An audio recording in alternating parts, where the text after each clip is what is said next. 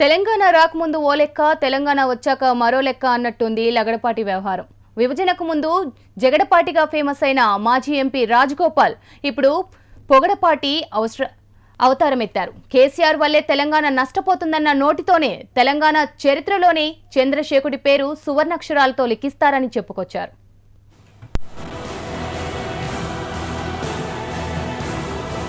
తెలంగాణ ఏర్పాటును తీవ్రంగా వ్యతిరేకించిన నాయకుల్లో లగడపాటి రాజగోపాల్ ముందు వరుసలో ఉంటారు. దీంతో ఆయన తెలంగాణ వ్యతిరేకిగా మారిపోయారు. ముఖ్యంగా కేసీఆర్ పేరు చెబితే చాలు ఒంటికాలిపై లేస్తారు. ఇద్దరికీ పచ్చగడ్డి వేస్తే భగ్గుమంటుంది. మరి అలాంటి లగడపాటి కేసీఆర్ను ప్రశంసలతో ముంచెత్తారంటే ఆశ్చర్యం కలగక మానదు. అంతేకాదు కేసీఆర్ను ఆకాశానికి ఎత్తేశారు. పొగడ్తల జల్లులు కురిపించారు.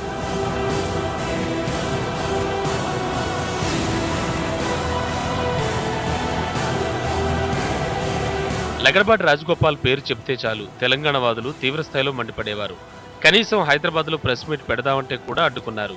కేసీఆర్ అభిమానులు ఆయనకు ధీటుగా సమాధానం చెప్పేవారు. గతంలో లగడపాటి రాజగోపాల్ కేసీఆర్ ఆయన కుటుంబంపై తీవ్ర స్థాయిలో విమర్శలు చేశారు. ఆ కేసీఆర్ కుటుంబం ఎక్కడి నుంచి వచ్చింది?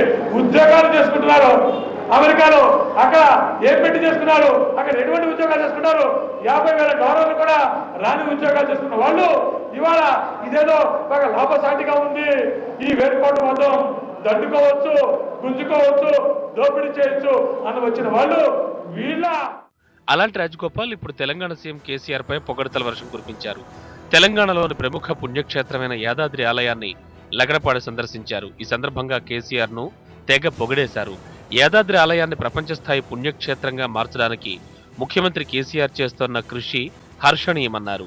ఈ ఆలయ ప్రాశస్త్యాన్ని విశ్వవ్యాప్తం చేయాలని పట్టుదలతో ఉన్న సీఎం కేసీఆర్ చరిత్రలో నిలిచిపోతారని పొగడ్తల వర్షం కురిపించారు.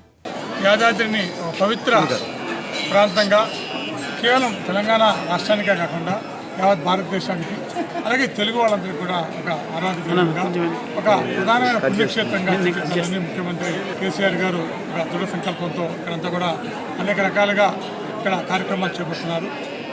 దీనికి మన చిరంజీవి స్వామి గారు కూడా దగ్గరుండి ఏ విధంగా అభివృద్ధి చేయాలి, ఏ విధంగా యాదాద్రిని ఒక పవిత్ర దేవాలయంగా యావత్ దేశం గుర్తించే విధంగా ఒక మంచి పుణ్యక్షేత్రంగా తీర్చిదిద్దామని చెప్పి అనేక వసతులతో ఇక్కడ అనేక ఏర్పాట్లు చేస్తున్నారు. ఖచ్చితంగా రాజకీయ అవసరాల కోసమే బీపీ తెచ్చుకున్నట్లు ఊగిపోయి జనానికి బీపీ తెప్పించేస్తారు. ఇప్పుడు ఆ పని లేదు. పైగా బాస్ పవర్లో ఉన్నారు. మరి ఇక్కడ వ్యవహారాలు నడవాలంటే ఇప్పుడు బీపీ వదిలేసి తీపి డైలాగులు వదిలే పనిలో పడ్డారు.